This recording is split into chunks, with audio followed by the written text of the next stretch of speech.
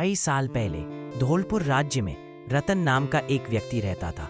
वह इतना चालाक और धूर्त था कि अक्सर गरीबों को धोखा देकर उनके पैसे और सामान हड़प लिया करता। राजा वीरेंद्र सिंह को उसकी हरकतों का पता था, लेकिन उसकी दयालुता के कारण हर बार रतन बच निकलता। एक दिन गांव के मुखिया राजमहल की ओर जा रहे थे। रतन ने उन्हें सजे-धज देखा और पूछा, मुखिया जी कहाँ जा रहे हैं इतनी ठाट बाट में? मुखिया बोले, राजा साहब ने पूरे गांव को दावत पर बुलाया है। रतन चौंक गया, किस खुशी में? मुखिया ने बताया, आज राजकुमार आदित्य 10 साल के हो गए हैं और पंडित जी ने कहा कि इससे पूरे राज्य में खुशहाली आएगी।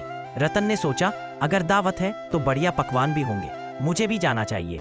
मुखिया ने ठहाका लगाया, अरे रतन, तुझे नहीं बुलाया गया है। राजा ने खास आदेश दिया है कि तुझे महल के पास भी फटकने नहीं देना। रतन को बहुत अपमान महसूस हुआ। उसने सोचा, मुझे सबक सिखाना ही होगा। रतन किसी तरह छिपकर महल में घुस गया और खाने पर टूट पड़ा। तभी राजा वीरेंद्र सिंह की नजर उस पर पड़ी। राजा ने कहा, मैंने तुझे मना किया था, फिर भी तू यहाँ आ गया। रतन गिड़गिड़ाने लगा, मुझे माफ कर दीजिए, मैं अब बदल गया हूँ। लेकिन राजा को उस पर भरोसा नहीं था। इसी बीच उसकी नजर सोने के कंगन पर पड़ी जिससे राजकुमार आदित्य खेल रहा था। उसके दिमाग में एक चाल आई। रतन ने राजकुमार से कहा, यह नकली सोना लगता है, असली सोना इससे ज्यादा चमकदार होता है। राजकुमार बोला, सच में? मैं पिताजी से पूछ कर आता हूँ। जैसे ही राजकुमार अंदर गया, रतन चुपके से कंगन लेकर भाग निकला। लेकिन जब राजकुमार ने राजा को बताया तो राजा समझ गए कि यह रतन की चाल थी।